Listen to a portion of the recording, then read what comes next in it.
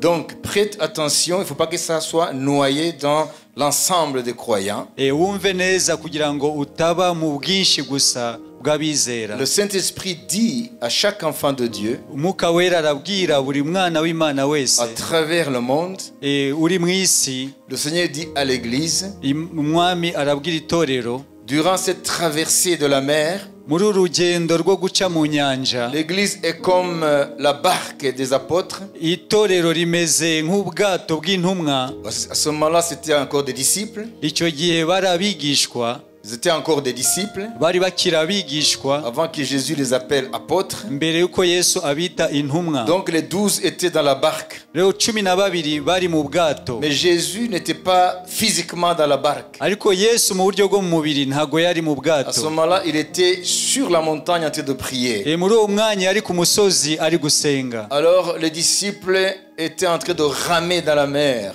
Rero abigishwa bari kugasha mu bwato. Donc la barque était sur la mer de Galilée. Nuvuga ngo ubwato bwari mu nyanja ya Galilaya. En d'autres termes, le lac de Tibériade. Mu yandi magambo ni inyanja ya Tiberiya. Parce que le Seigneur leur avait dit de passer de l'autre côté. Kuko umwami yari yababwiye ngo bamubanzirize bajye ihakurya. Alors lui, il était sur la montagne en train de prier. We yari ku musozi ari gusenga. Et puis la barque a rencontré des tempêtes. Rero ubwato buhura n'imiyaga. La barque a rencontré des vents très forts. Ubwato buhura n'imiyaga ikomeye cyane. Donc les vents étaient contraires. Nuvuga ngo imiyaga yaje baturuka imbere. Alors étant spécialistes de la mer, Uko bari abahanga b'ubwato, ils ont essayé de faire tout ce qu'ils pouvaient, bagerageje gukora ibyo bashoboye byose, mais en vain. ariko ntibyakunda. Alors ils croyaient que leur sort était déjà jeté. Ça veut dire les dés étaient jetés, ça veut dire que leur mort arrive. Bari bazi ko ibyabo birangiye bapfuye. Mais Jésus, même s'il n'était pas dans la barque physiquement, Ariko Yesu nubwo yatarari mu bwato mu buryo bwo mu mubiri, mais en tant que Dieu fait homme, ariko nk'Imana yigize umuntu, néanmoins il était dans la barque avec ses disciples spirituellement. yari hamwe n'abigishwa be mu buryo bwo mu mwuka. Et pendant qu'ils essayaient de se débattre contre les éléments déchaînés, Rero hamwe n'igihe bahanganaga barwana n'imiyaga n'inzuzi zari zitembye, pour eux, ils croyaient que le Seigneur n'était pas, parce qu'il n'était pas là physiquement. bo bibwiraga kuko umwami atari kumwe nabo mu buryo bwo mu mubiri. Donc cette situation n'incombait qu'à eux-mêmes. Rero ibyo bihe bari nkaho bari bonyine, Ils étaient abandonnés à leur sort. yari yabaretse. Alors Jésus, Maze Yesu étant omniscient, kuko azi byose, alors on le vit marcher sur les eaux. bamubona aza agendera hejuru y'amazi. Mais d'emblée, ils croyaient que c'était un fantôme. Ariko kuri bo bibwiraga ko ari umuzimu.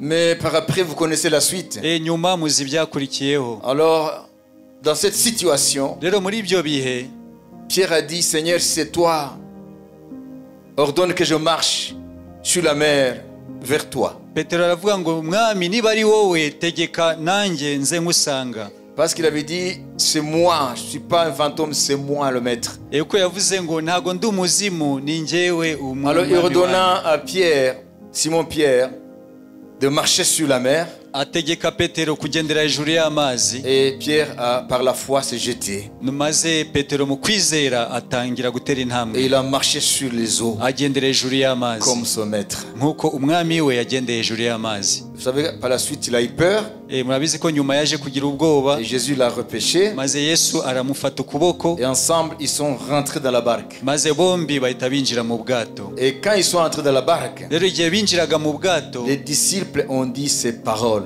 abigishwa bahise bavuga aya magambo. Ils ont dit, qui est cet homme? Bavuga uyu ni umuntu ki? Comme il avait dit aussi, lorsque les vents, un certain jour aussi, frappaient la barque alors que Jésus dormait dans la barque. Nkuko hari undi munsi imiyaga yari yateye ubwato kandi Yesu aryamye mu bwato. Alors Jésus a ordonné au vent et aux tempêtes et à la mer de se calmer. Yesu ategeka imiyaga n'imiraba n'inyanja ngo bituze. Et la mer s'est calmée. Inyanja iratuza. Et les disciples voyant cela, Abigishwa babibonye se jetèrent à genoux devant lui. bapfukama imbere ye. Je prends les deux épisodes ensemble. Ndi gufata ibyo bihe bibiri byabaye. Ils disent, mais qui est celui-ci bava uyu ni umuntu ki qui commande utegeka même aux vents et la mer n'imiyaga n'inyanja et aux tempêtes n'imiraba et lui obéissent. bikamwumvira Et véritablement, by'ukuri il est le Fils de Dieu. ni umwana w'Imana. Alors le Saint-Esprit dit, Mwuka wera rero aravuga ngo croyez que c'est le Saint-Esprit qui est en train de vous parler. mwizere ko ari umwuka wera uri kuvugana namwe. L'Église aujourd'hui, Itorero muri iki gihe dans les nations, mu mahanga dans le monde, mu isi vit exactement riri kuba neza neza la même situation, la même situation que les disciples mu bihe bimwe nk'uko abigishwa ont vécu sur la mer de Galilée. babayemo hariya ku nyanja ya Galilaya. L'Église aujourd'hui est ballottée par des tempêtes de toutes sortes. Itorero riri guteraganwa n'imiyaga n'imiraba yo mu bwoko bwose. Satan soulève la mer. Satani yahagurukije inyanja. La mer symbolise son monde Inyanja igaragaza iyi si avec ses différentes vicissitudes, nuko ces différents changements. irangwa n'impinduka zitandukanye. Satani a droit d'agir sur le monde afite uburenganzira bwo gukora hano ku isi jusqu'aujourd'hui. kugeza uyu munsi. Dieu lui a donné ce droit d'agir. Imana yamuhaye ubwo burenganzira bwo gukora. Parce que Satan n'est pas encore lié. Kuko Satani kugeza ubu ntabwo arabohwa. Il a été vaincu, il est vrai. Yaratsinzwe nibyo. Mais Dieu lui a accordé encore un temps pour agir. Ariko Imana yamurekeye igihe kugira ngo akore. Pour des raisons qui t'échappent.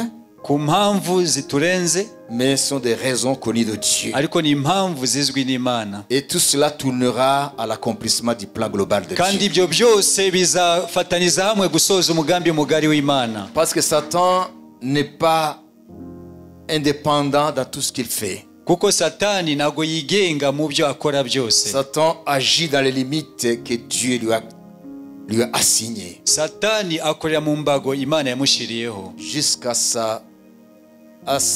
son anéantissement total. Kugeza igihe ibye bizarangira. Alors, comprenez ce que l'Esprit dit aujourd'hui. Rero mwumve icyo Mwuka wera avuga uyu munsi. L'Église vit des temps de tempête Itorero riri kuba mu bihe by'imiyaga dans les différentes nations. mu mahanga atandukanye. L'Église est frappée par des vents violents. Itorero riri guteraganwa n'imiyaga ikomeye.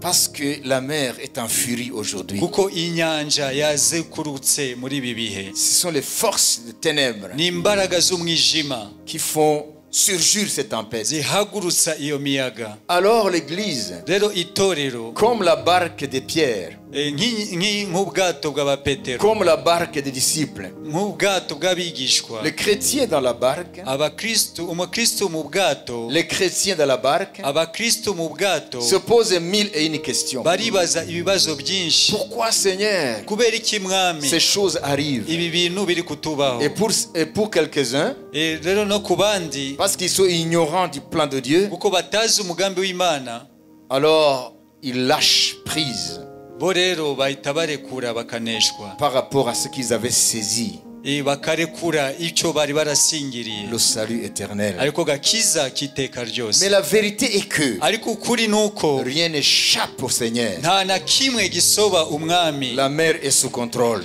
Inyanja iri mu maboko ye. Son monde est sous contrôle. Iyi si iri munsi y'ubutware bwe. Quoi qu'il y ait des vents, Nubwo hari quoi imiyaga, qu'il y ait des tempêtes nubwo hari imiraba qui frappent la barque, ikubita ubwato, ça veut dire l'Église de Jésus-Christ. nuvuga ngo itorero rya Yesu Kristo, Et enfants de Dieu, umwana w'Imana, vous qui êtes dans la barque, mwebwe muri mu bwato, vous qui êtes dans l'Église de Jésus-Christ, mwebwe muri mu itorero rya Yesu Kristo, sachez une chose, mumenye ikintu kimwe: ne regardez pas aux tempêtes, nimurebe ne imiyaga, regardez pas au vent, nimurebe imiraba, regardez au Seigneur de la création. murebe umwami waremye byose.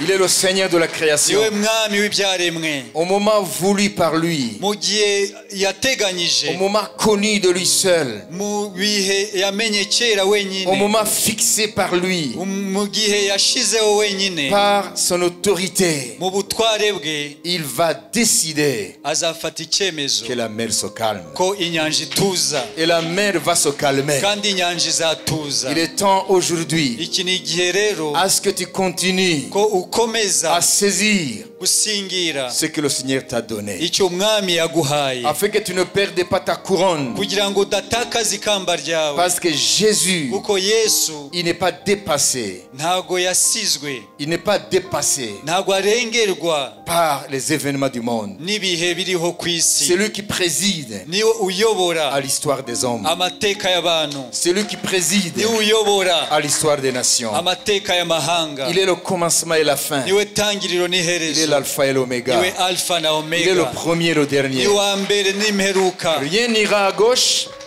rien n'ira à gauche, nta na kimwe kizajya ibumoso, rien n'ira à droite nta na kimwe kizajya iburyo de ce qu'il a décidé. bitandukanye n'ibyo yategetse. In fine, in fine, soza le Seigneur dit umwami aravuga par son esprit, binyuze mwuka we, cette parole prophétique ne s'adresse pas à une dénomination, iri jambo ntabwo rijyanye quelconque. n'itorero runaka, elle s'adresse à l'église de Jésus-Christ dans le monde, ahubwo rirabwira itorero rya Yesu Kristo ku isi que la yose, Bible appelle le corps de Christ. ariyo Bibiliya yita umubiri wa Kristo, Et lui, il en est la tête. kandi niwe mutwe waryo. Les hommes de toute nationalité, abantu bo mu moko de yose, tout peuple, abantu bo mu mahanga de yose, toute tribu, abantu bo mu moko de yose, toutes langues, abantu bo mu ndimi zose, cette parole les regarde, iri jambo rirabareba, indépendamment de nos dénominations, bidashingiye ku matorero y'akarere indépendamment yacu, de nos confessions religieuses. bidashingiye ku madini yacu. Le Seigneur s'adresse umwami arabwira à chaque personne umuntu wese qui a cru en lui, qui amwizeye, a en lui l'espérance, ufite ibyiringiro muri we, qui ne mentira jamais. ibyiringiro bitabesha. Il dit, aravuga vous ngo qui avez cru en moi, mwebwe à mwanyizeye travers toutes les mu nations, mahanga yose, prenez courage, mukomere, tout est sous contrôle. byose biri munsi y'ubutware Prenez bwe. courage, mukomere, car j'ai vaincu le monde, kuko nanesheje isi, comme je l'ai dit. nk'uko nabivuze. Bientôt, vuba je vais calmer les tempêtes. ndaza guturisha inyanja. Bientôt, vuba je vais ordonner au vent, ndaza gutegeka imiyaga, aux éléments déchaînés imiraba n'imiyaga de se calmer, kugira ngo bituze, comme je l'ai fait nk'uko nabikoze dans l'histoire mu mateka sur la mer de Galilée. mu nyanja ya Galilaya. Amen. Amen.